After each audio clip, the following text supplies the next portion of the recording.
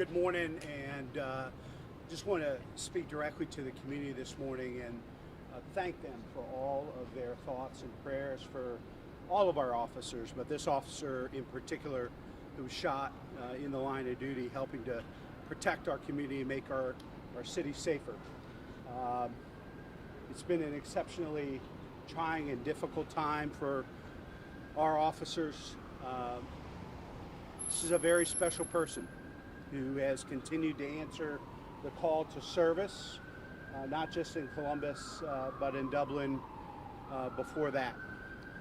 This officer has been fighting for his life, and I do believe that the people of this city and community that have prayed for him and lifted him up have been part of the reason that we have seen such promising success. That, with the amazing healthcare professionals, the doctors, the nurses, the staff here at Grant, we're grateful for all that they have put into this officer's well-being. I was just with he and his wife and one of his children, and shared our thoughts, said a prayer, thought of all of our officers who are out there in the streets today and their families. And so there are two things I'm asking the community to do.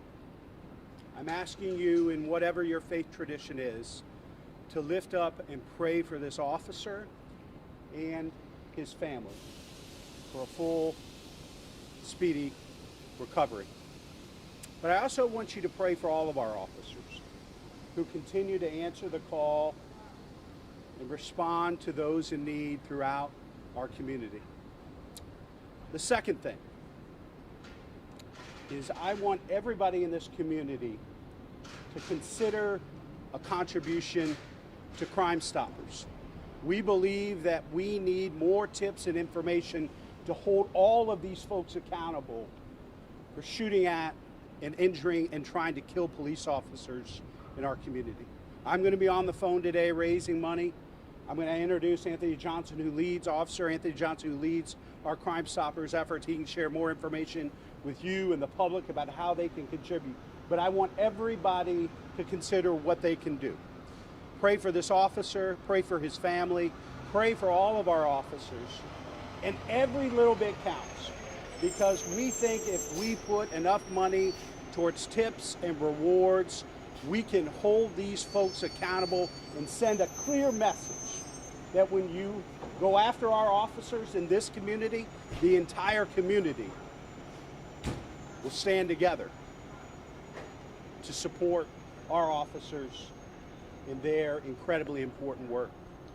So I'm going to ask Anthony Johnson to come up from Crime Stoppers. Officer Anthony Johnson, share more information about how people can contribute to Crime Stoppers and help us hold these dangerous criminals accountable. Officer? First off, I want to thank the mayor for speaking out on such a horrible incident that involved a Columbus police officer. There are two things that I want to talk about. The first of which is, how can someone donate money to Central Ohio Crime Stoppers? There are two people that you need to email. The first of which is myself. My email address is A as in Adam, N as in Nora, Johnson, JOHNSON, at columbuspolice.org. The second person, her name is Lori. She's our office manager. Her email is crimestoppers16038 at gmail.com. We will walk you through the necessary steps to secure that money and to make sure that it goes towards the individual or individuals responsible for this incident. The second thing that I want to talk about is how you can give us information that, keep in mind, is 100% anonymous. There are three ways that you could do that. The first of which is via phone. That phone number is 614-461-8477. That's tips, 100% anonymous. The second way is our website. It's www.stopcrime.org. And the third way is our smartphone apps, which is P3 Tips. You can download on any smartphone. Any way that you give us a tip, it will remain 100% anonymous, and any information that is given that leads to the arrest and or indictment of the individual or individuals responsible for this will be eligible for a cash reward. Thank you, and I'd like to introduce Director Kate Pashad. I'm going to call an audible. I can't remember if I mentioned this or not. Officer Johnson told us earlier today the largest reward ever given from Crime Stoppers was $50,000.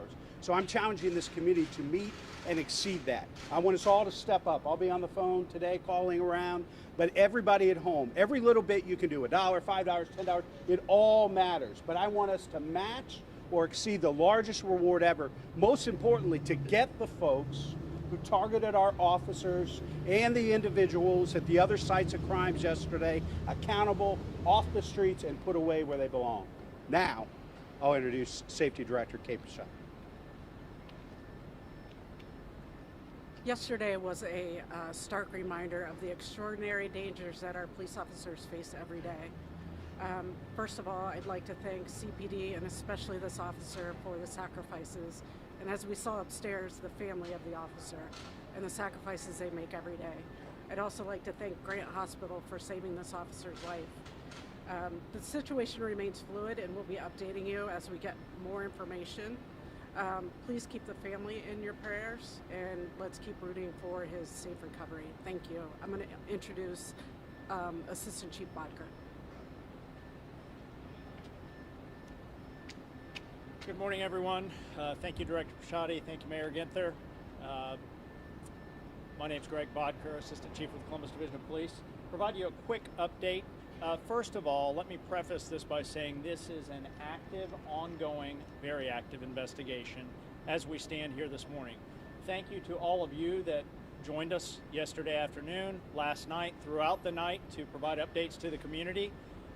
Those paid off. We've been conducting search warrants and interviews throughout the night. As we stand here this morning, we are conducting search warrants and interviews. We have taken people into custody and conducted interviews. However, we believe that there is a third party that is still out, still unidentified. I'd like to thank you. I'd like to thank the community. Most importantly, as I talked about yesterday afternoon, there's an officer in the hospital behind me that his life was saved by his partners in patrol that got him here quickly, the doctors and staff at Grant Hospital. They perform miracles here and they did that yesterday. This officer is struggling. He's got a long road ahead. We're confident that his toughness will pull through.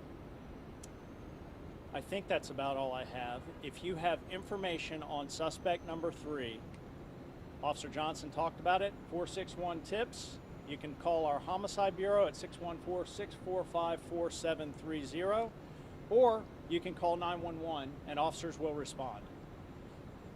I'll take a few questions. So there were 2 people taken into custody earlier today. Can you explain, do you believe one of those 2 people may be a suspect, another person? Who might that be if there's a third person who still is at large? We don't know that. There were more than 2 people taken into custody. Interviews are being and were conducted in conjunction with search warrants.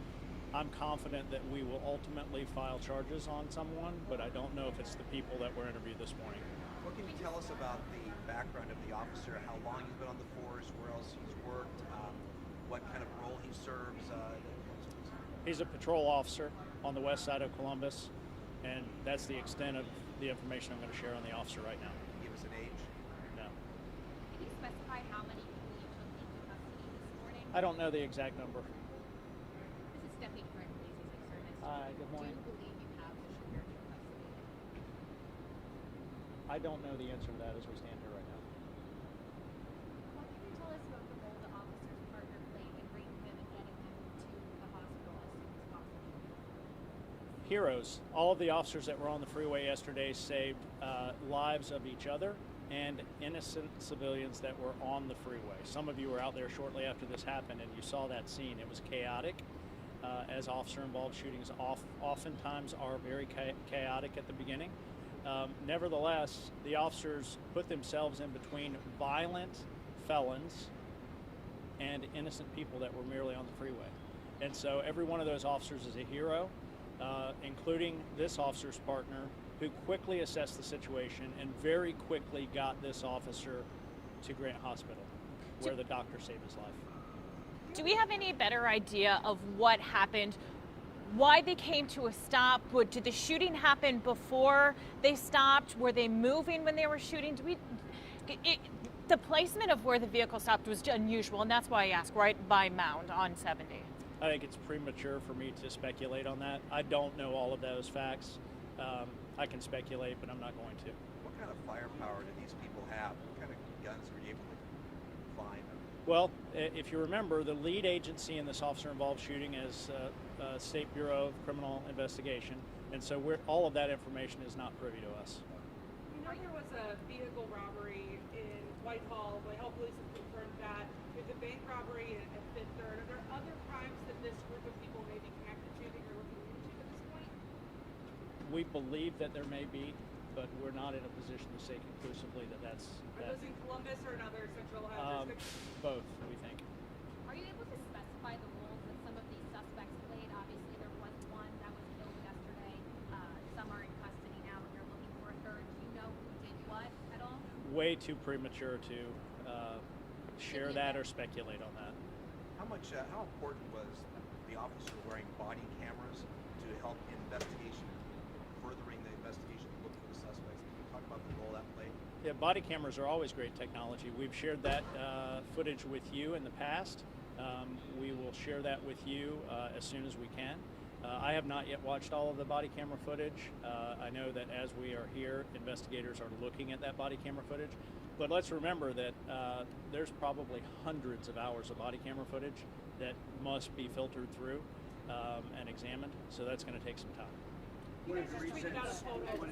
One of the reasons, that I've been such a big proponent of body-worn cameras is, yes, around transparency and accountability, but it goes both ways, right? The community has to see what our officers are facing every day. The firepower they're encountering, the dangerous people they're encountering, so they have a better understanding for what our police officers are facing every day and the split-second decisions that have to be made. All of that is helped by having that information and that real-time footage. And as Assistant Chief said, we'll be sharing that information as quickly as we can. That's all we have time for. We'll keep you guys updated as much as we can. Brian, can I ask you a question? Yeah, sure. Mayor, how are the officers' spirits comparing after this? I'm sorry? What was the spirits like with the officer up there? How'd you get? Well, all of the officers, I think, are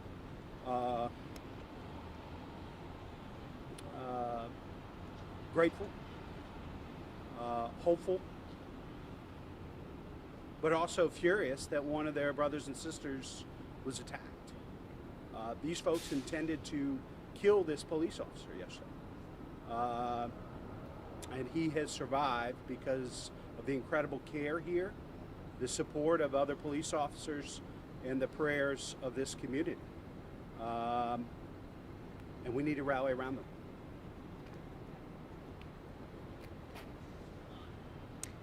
Have you had a chance to talk to the officer who was injured yesterday? I did. I was just up there. I spoke to him. I spoke to his family. I let him know he is part of our brotherhood. When you walk with the Fraternal Order of Police, you do not walk alone. I told his mom and dad they have nothing to worry about while they're here other than their son. We're going to take care of their housing while they're here. We're going to take care of their food, any needs that his wife has. I looked the officer and his beautiful 4-month-old baby, and I said, look at your child. This child is not growing up fatherless, and that is the most important part. You're standing here in a level 1 trauma hospital, the best hospital you could probably be at. They're going to patch him up, long road to recovery, but he is alive, and that's the important part. Have you had a chance to talk to his partner who may have saved his life? I have not yet personally thanked him, other than I gave him a little high five as he walked by, and I said what I tell everybody involved in these issues: thank you for being here, thank you for being alive. I've not spoken detail. From what I understand, he did a phenomenal job.